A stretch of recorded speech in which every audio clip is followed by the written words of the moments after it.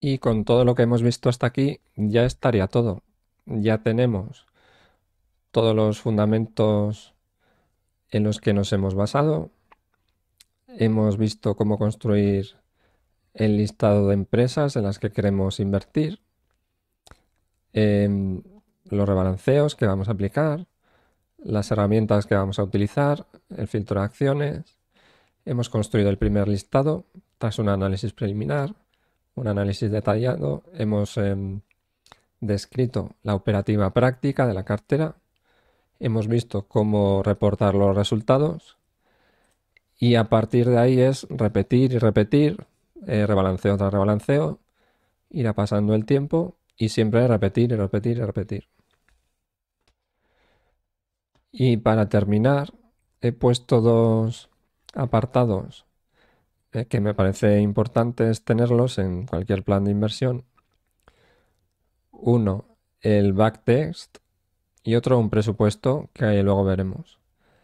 El backtest para cualquier estrategia de inversión, para cualquier plan de inversión, es una pieza súper básica, súper importante. Tenemos que pensar según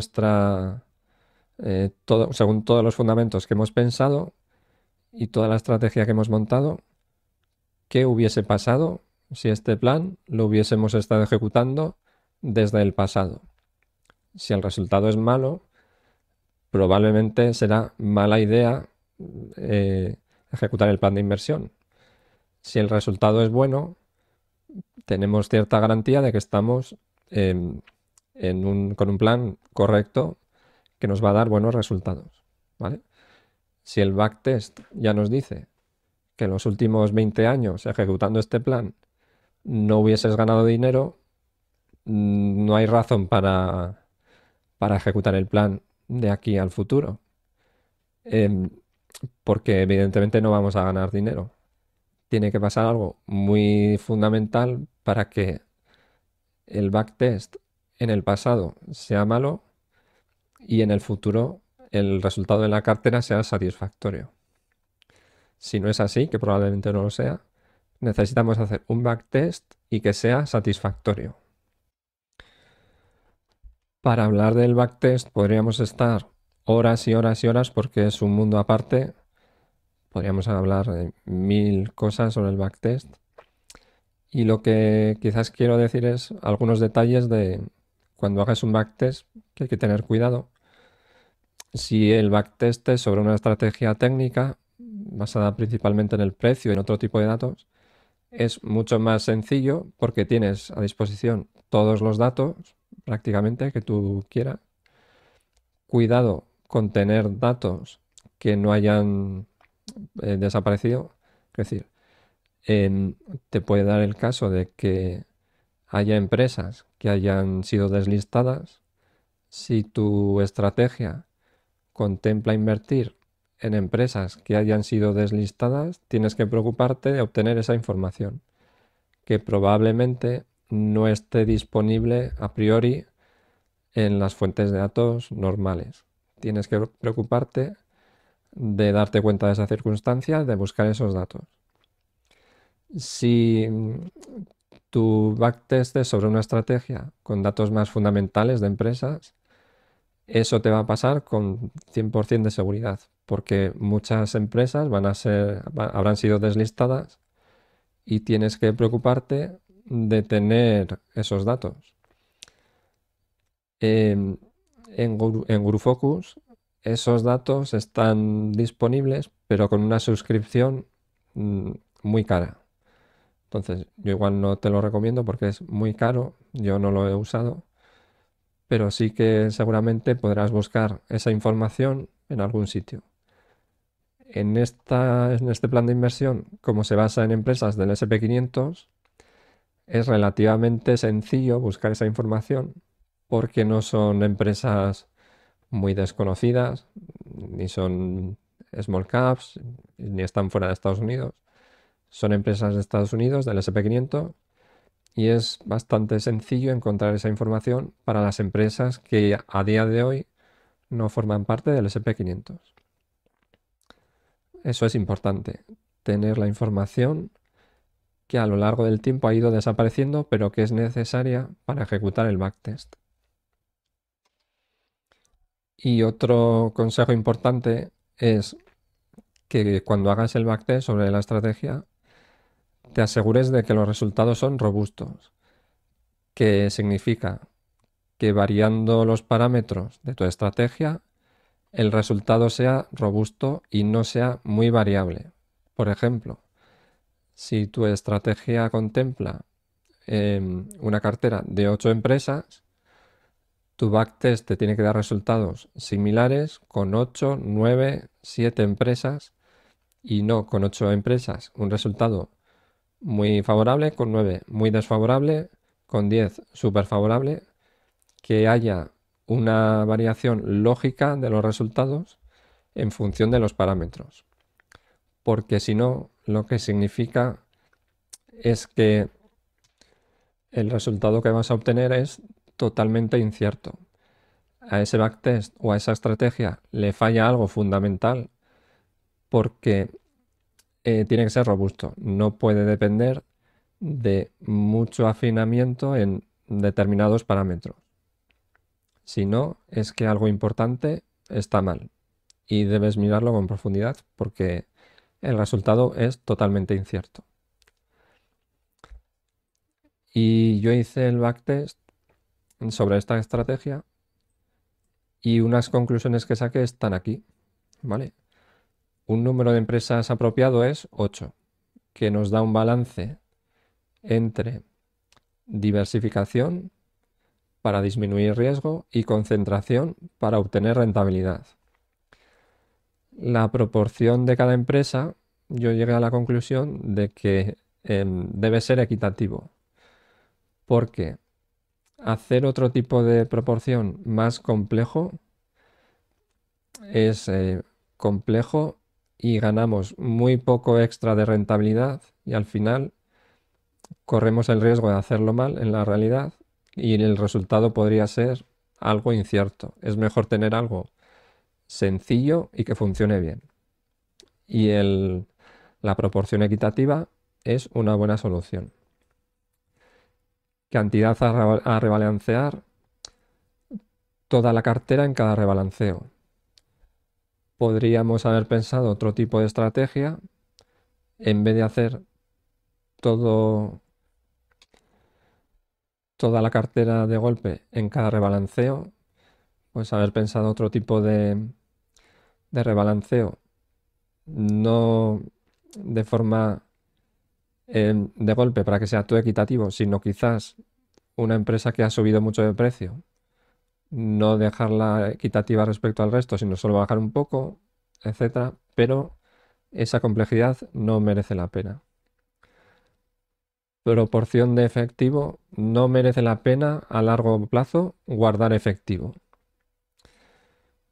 Lo que podríamos ganar por tener un colchón de efectivo para situaciones difíciles, para poder aprovecharlas, no merece la pena respecto a estar invertido todo el tiempo.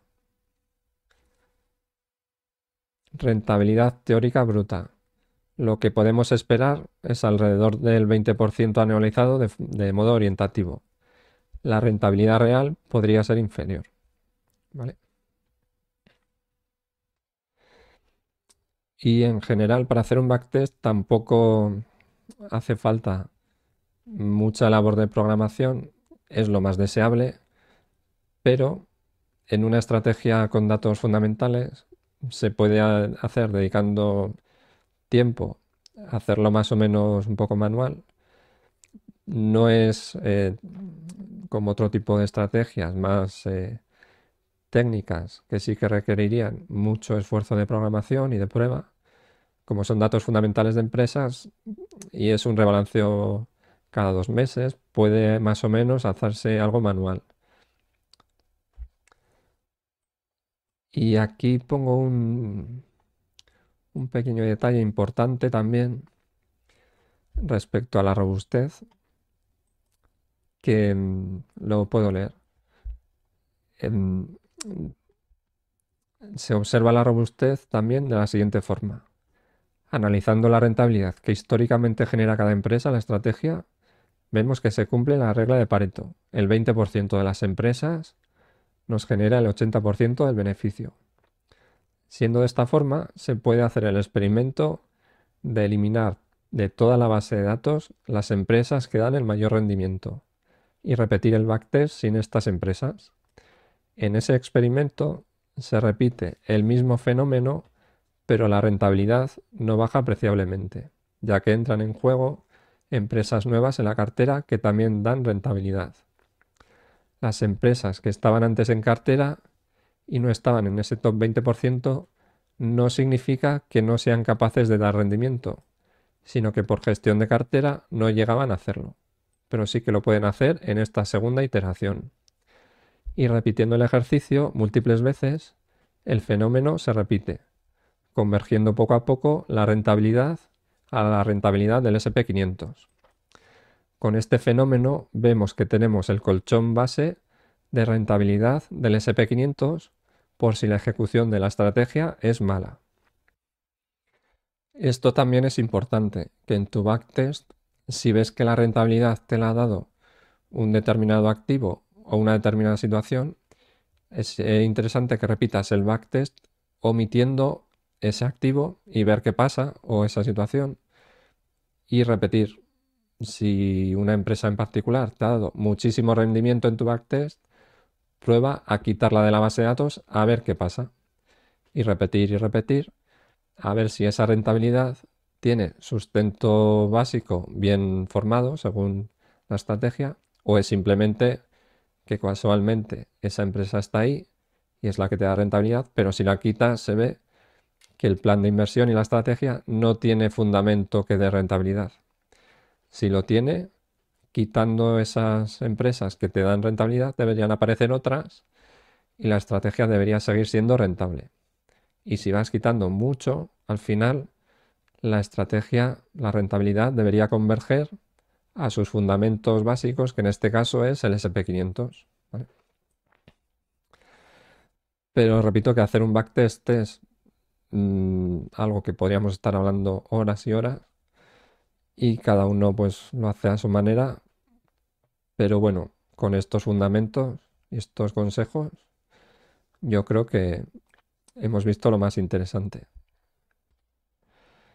Y por último, pongo aquí un capítulo de lo que yo llamo el presupuesto, que es importante tener en cuenta cuánto nos va a costar ejecutar la cartera, en coste monetario y en coste de tiempo, porque quizás no sea viable o en coste o en tiempo. Si necesitamos dedicar 80 horas a la semana a nuestro plan de inversión, no tiene sentido, a no ser que la rentabilidad sea extraordinaria, no tendría sentido. Tiene que ser algo razonable en, en coste monetario y en tiempo. ¿Cuál sería nuestro coste? Pues para una referencia de $100.000, por ejemplo, la suscripción a TIKR nos puede costar 217, a 12 Data 290. En comisiones de operación y custodia he puesto aquí a Renta 4 de referencia y estos podrían ser los costes. Y el total anual para una cartera de $100.000 puede ser el 1,5% anual. Si es más de 100.000 irá siendo menor. Si es menos de 100.000 podría ser mayor. Cada uno debe valorar en las fuentes de datos, el coste de fuentes de datos, el coste de comisiones. En vez de un broker buscar otro más barato o otro con más garantías, cada uno debe valorar su forma de operar, pero es algo muy importante a considerar el cálculo del coste monetario de ejecutar la cartera, porque no va a ser gratis. Y si hacemos el cálculo y nos va a costar un 5% anual, no va a tener sentido, o un 10% anual. Si nuestra estrategia necesita 500 operaciones al año y esas operaciones tienen comisiones, pues será un coste muy exagerado y debemos evaluar ese coste y debamos buscar una infraestructura que nos permita eso, un broker o lo que nos pueda permitir eso, que pueda soportar esa cartera de ese número elevado de operaciones. En este caso, los números serían estos, más o menos. Y en tiempo de trabajo promedio a la semana de actualización de la base de datos, 3 horas a la semana, más o menos, es lo que puede costar o debería costar. Desarrollo de software, 2 horas más o menos, es lo que podríamos esperar de cambios en la base de datos, nuevas cosas que programamos, etcétera. Y análisis, 10 horas es un tiempo razonable a la semana para poder ejecutar todo el trabajo de análisis de empresas, etcétera, etcétera, y análisis de datos. Yo considero unos valores más o menos razonables y saldría total anual este número de horas. Y repito, es algo interesante que es casi obligatorio hacer. Y con esto ya habríamos llegado al fin de todo el documento. Y recopilando un poco, yo creo que toda esta información te puede servir para ver cómo montar tu propio plan de inversión que debe basarse en un conjunto de fundamentos que sustenten todo tu plan, muy bien detallados, diciendo en qué te vas a basar, bien explicado, que lo entiendas, que tenga sentido, y luego definir un plan de inversión, su forma de ejecución práctica, en qué lista de empresas te vas a basar, si vas a usar apalancamiento, cómo vas a rebalancear, qué filtros vas a aplicar, herramientas fundamentales, qué tipo de análisis vas a hacer, la operativa práctica en el día a día, cómo vas a reportar los resultados, cómo vas a detallar la calidad de esos resultados, qué te ha dicho el backtest y qué presupuestas en el mundo real que hagan que todo eso sea sostenible en tu broker y en la cantidad de tiempo que tienes disponible.